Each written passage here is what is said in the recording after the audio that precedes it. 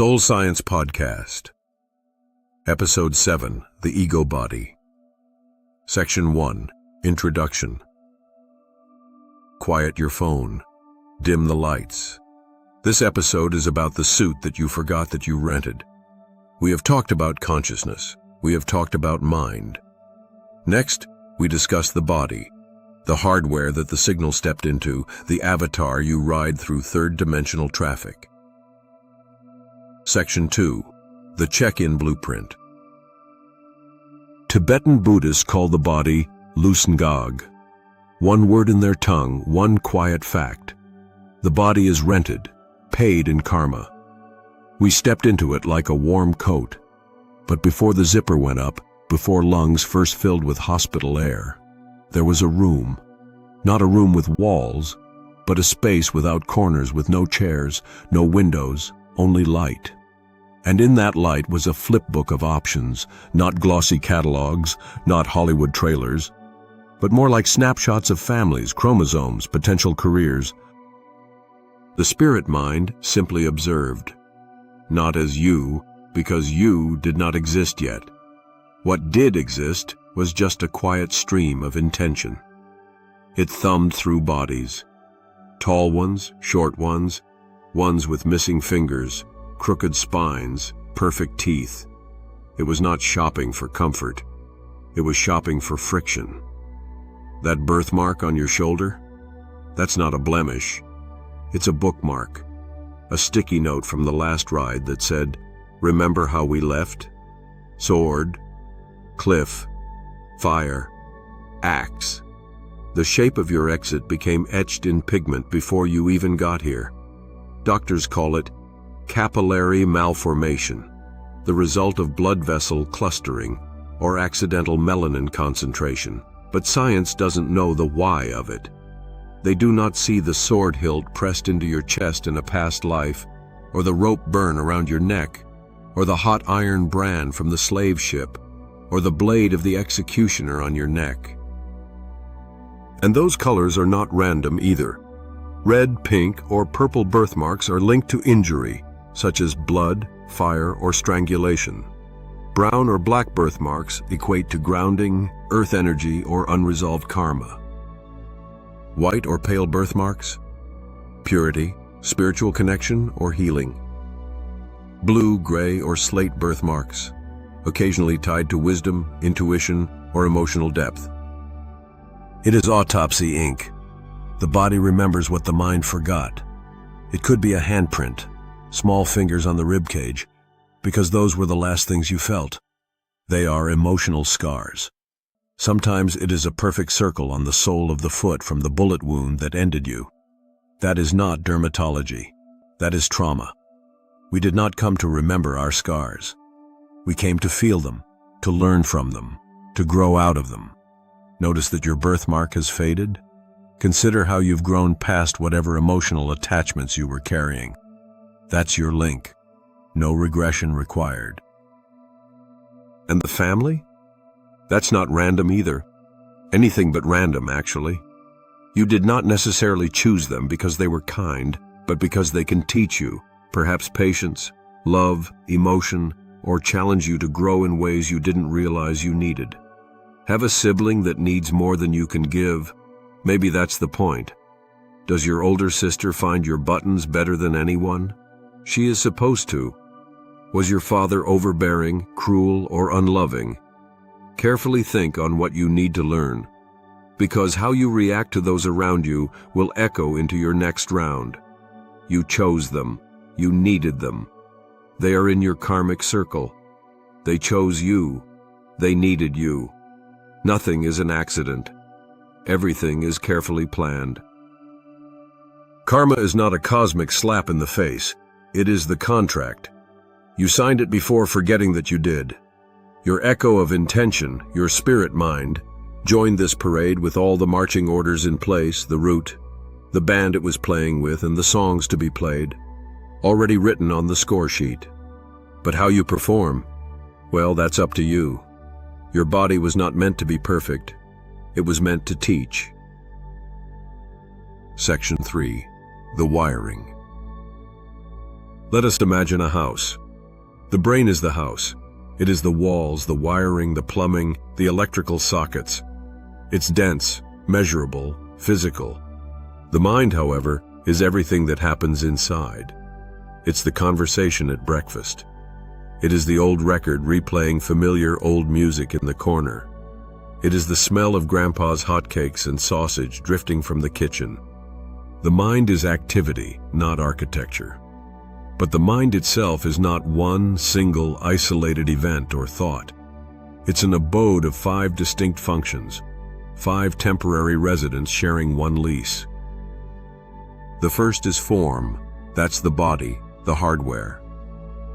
The second is feeling. That's pure data such as this is hot or cold, sharp, soft.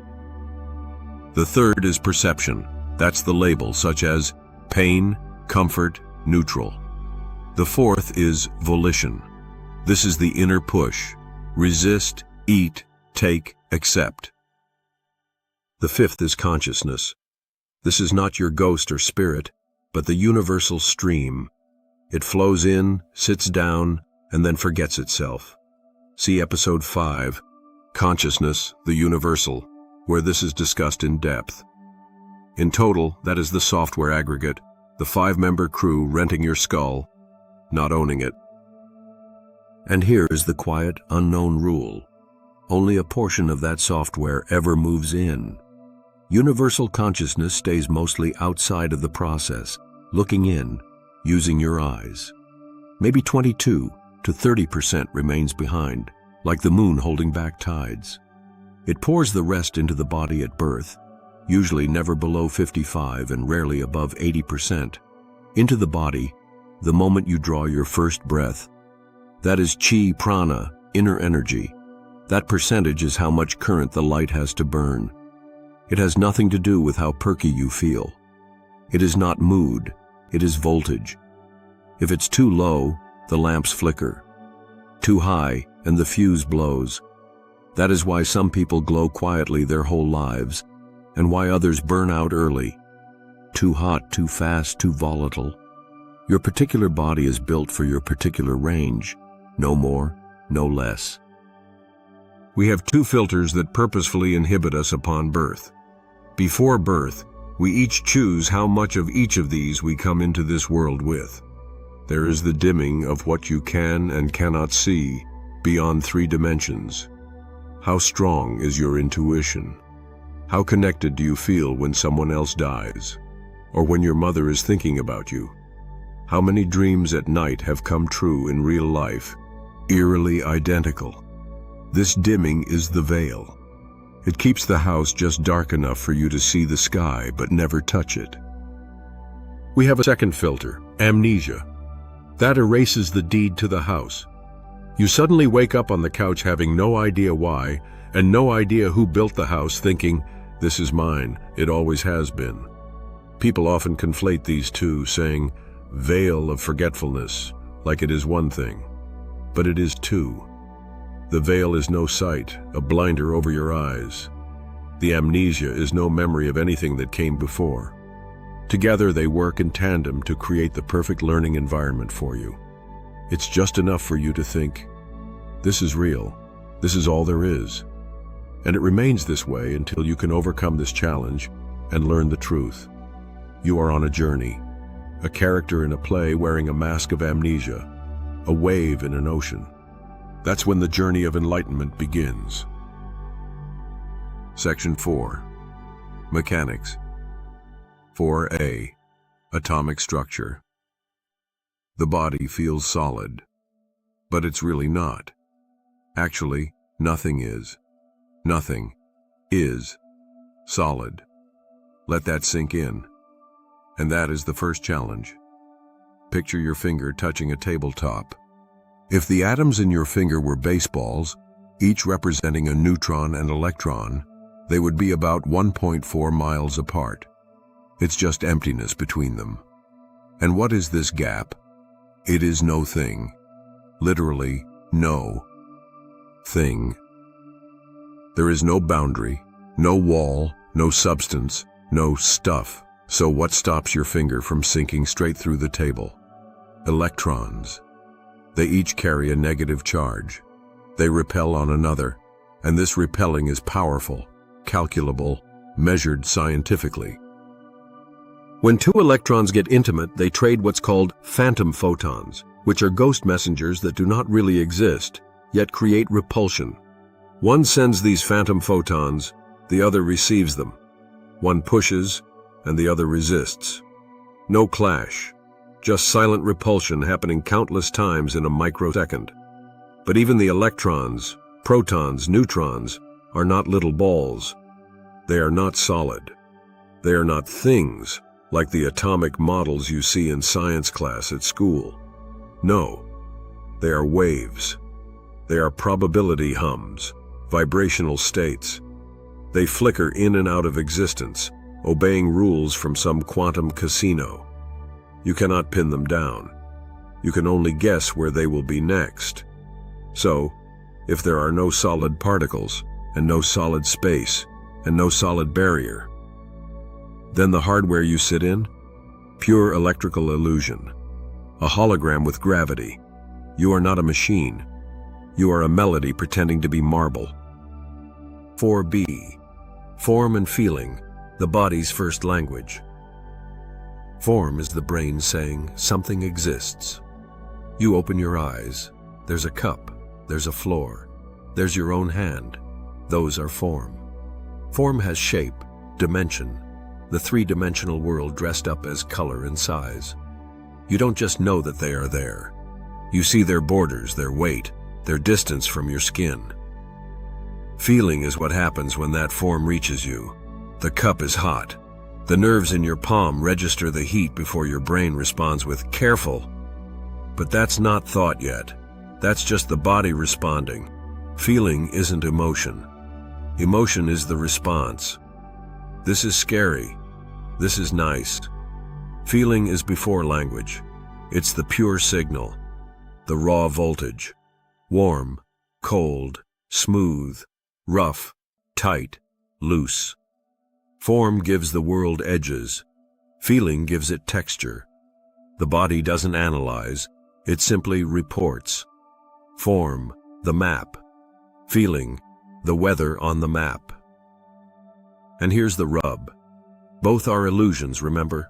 Nothing's solid. But the illusion has rules. And those rules teach us gravity, touch, consequence, pain. That's how the ego body learns it's supposed to be fragile, separate from other material things. 4c. Body frequency. Our bodies cycle 7 to 16 cycles per second, overlapping with 7.83 Hertz, right there with Earth's own frequency, the Schumann resonance. This is the frequency at which the Earth ionosphere cavity resonates due to lightning strikes. That allows the body's vibration to sync with Earth's pulse. Between 7 to 16 Hertz is the physical oscillation frequency of the entire human body. This is by design, not chance. You walk barefoot, thoughts slow. The planet hums, and your body answers. No mystery, just synchronization. We are entrained to be in harmony with this planet. Other planets will have a different frequency. We are not designed for those other planets, at least not long term. The chakras, as we call them, are not little wheels. They're junctions, portals, frequency ley lines for the body. The spirit mind isn't sitting on top of the body staring inward. It's threaded through. And these 7 ramps, red at the tailbone, up to clear white at the crown, are where the quantum current plugs in to run the body. That percentage of energy that is preloaded into the body from the bigger self doesn't pour through the mouth. It steps through those ramps, one by one. Base chakra, survival, roots. That's where the body gets its "I'm alive" charge. Solar plexus, power, will. That's where the body learns to say, I, me, self. Heart, where the body starts to feel, sense, connecting itself all the way to the top, where communication, thought, and connection to source are plugged in. It's the wiring. The spirit rides those ramps down, upon entering the body. And when the ramps are clean, the flow is smooth. When the ramps are clogged, you feel blocked, heavy. So the chakras aren't spiritual toys. They're the handshake between suit and wearer. 4D, the sensors. Everything, absolutely everything, is vibration. A guitar string, a heartbeat, a distant star. Atoms buzz, planets hum. Galaxies spin. Your cells are a choir singing at 783 Hz, in tune with the earth itself. But vibration alone is invisible. So we added translators. Your eyes take waves between 400 and 700 nanometers and call them vision. Your ears catch pressure ripples between 20 and 20,000 cycles per second and call it sound. Tongue, skin, nose, each is a frequency detector, nothing more. Below our frequency band, dogs hear a dog whistle. We hear silence. Above it, butterflies see unimaginable ultraviolet patterns on flowers. We see plain purple. Does that mean the ultraviolet wave isn't there? No. It means our radio dial is stuck. Every time you taste food, smell smoke, hear thunder, feel cold, see dawn, your brain is translating. It's converting 3D static into 3D story. But strip the story away and there is only vibration. Only one endless, invisible, immutable wave. There's not several, not many, just one. And everything else is the brain's conversion of frequency provided by the sensors. Section 5. Checkout. When the body dies, some report that their exit is a quick pop or snap, and that sound is audible to them. However, the exit from the body is only quick when it's unexpected in sudden death. With a natural death, the exit is a deliberate unwinding. The spirit mind, that portion of universal consciousness that is plugged in at birth through the chakras, begins unplugging. It climbs back out the way it came, one chakra at a time. This notion is drawn from countless out-of-body experiencers, NDEs, and from Tibetan Buddhism's Bardo Thodol, also called the Tibetan Book of the Dead, where it is explained that death unfolds as a simple dissolution between elements and energies, with consciousness withdrawing via the body's connection points. Life between life therapy sessions, from Michael Newton's work, and thousands of past life regressions, explain it as a gradual lift, a sense of freedom, and a luminous form that feels like you, but isn't solid. First, the process begins at the base with the root chakra, red-colored, survival, grounding. Upon release, the body loses its "I'm here, I am connected" anchor. No more gravity. You feel lighter, like the floor just dropped away. Second, the sacral chakra, orange-colored, desire, emotion. Sensations fade, hunger, pleasure, fear. Then it all gets quiet, because that's the noise we all experience. Third, the solar plexus chakra, yellow-colored, the human will, the human sense of "I am me." Then the drive to fight or flee dissolves. No more ego push, the fake self dissipates.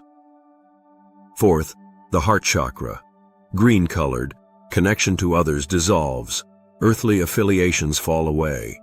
What we call emotion smooths out to something grander. Love contracts to a single point of warmth. Relationships linger as merely echoes. Fifth, the throat chakra. Blue-colored, forms expression, communication. Words become vapor. Last breath, last unspoken thought.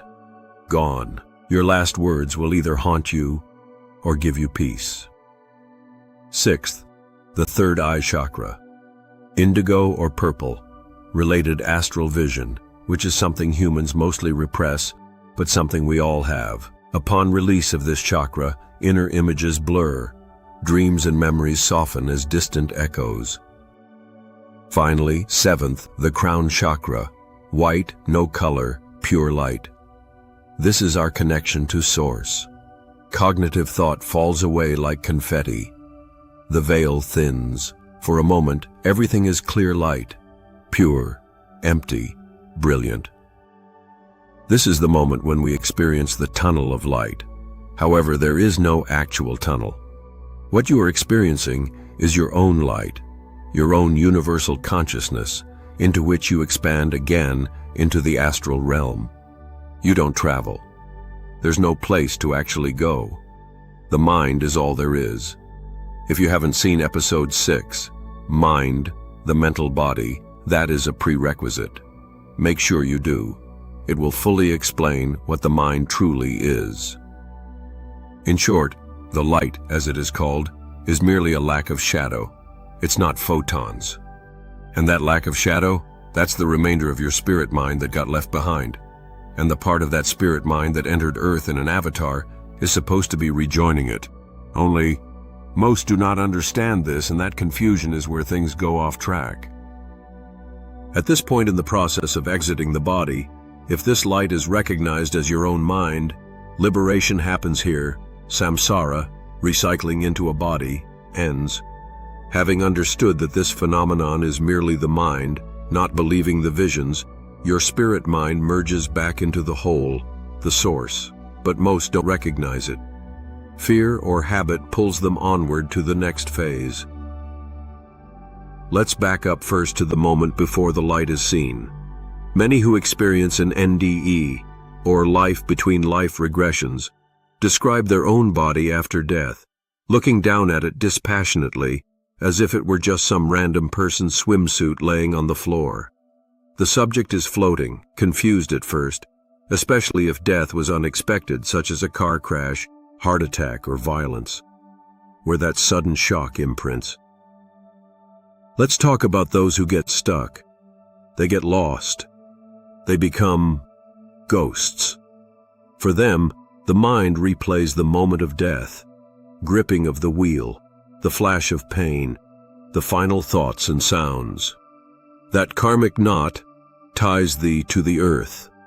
They become an echo, a ghost-like astral body, luminous, human-shaped, but illusory, not real. It's a sort of spiritual zombie, not alive, not quite dead. Something made of memory instead of matter, like a permanent shape in a memory foam mattress. There's no one in the bed, just the shape remains. The zombie hovers at the scene of death, trying to speak to loved ones, to comfort them. Or it wanders, stuck in regret, replaying memories like an anniversary. It hasn't moved on and doesn't realize it needs to because it doesn't understand what has happened. But let's get back to what happens after the light of re-emerging. Tibetan teachings call this the bardo of becoming. Bardo just means intermediary period of change. This bardo can last up to 49 days, or longer if unresolved. The astral body, the spirit mind, like an echo with memory, projects its surroundings like a 4D theater. NDEs and LBL therapy, past life regressions, all indicate that your real spiritual family is there, waiting for you. But you must be mindful that some phenomena are mere projections on the mental movie screen. Discernment is vital. Peaceful deaths bring soft light. Sudden ones bring confusion, hellish flashes or endless loops, what we think of as an apparition or spectral figure. Michael Newton's client stated that guides appear, familiar energies, not always visible. They pull you away from Earth through wispy clouds into brighter realms. No judgment, just orientation. How was the life? What did you learn? And then a recovery period for heavy karma to heal that may be due to cruelty or harm. Even a repair process for the damaged energy some souls return with. Regression therapy sessions add the human side to the story with reports of unfinished business, revenge, guilt, love, all of which continues the illusion that the echo is alive. Subjects might meet damaged souls, or forgive and release, sit before a council, or experience a life review. The astral form itself, the spirit body, feels real. but it's merely mental projection. Strip away perception, will, and thought, and only universal consciousness remains. The process of exiting the physical body could last days to weeks. Speaking directly to the deceased person immediately upon death can help. Avoid touching the body immediately upon disembodiment. It could disturb the withdrawal. Then the last step. The astral shell thins. Memory fades. The echo quiets. The disincarnate spirit dissolves into light until the next pull of karma calls it back. Unless awakening occurs, then the spirit is freed. This is the banger. Death isn't the end. It's the door opening. The body was the avatar suit. The mind was the renter. And the light?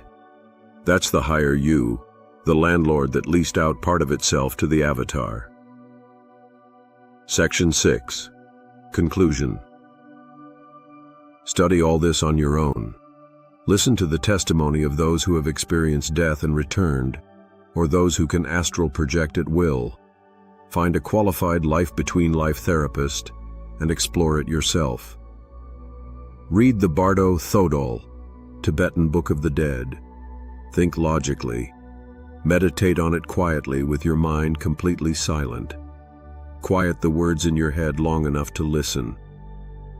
And if this stirred something in you, drop a comment and hit like, share it, subscribe, hit the notification bell so you're ready for the next episode. Doing so is free and really does help this channel. We just checked the mechanics of the ego body and how it works with the spirit body. There's much more to learn. This is just the beginning.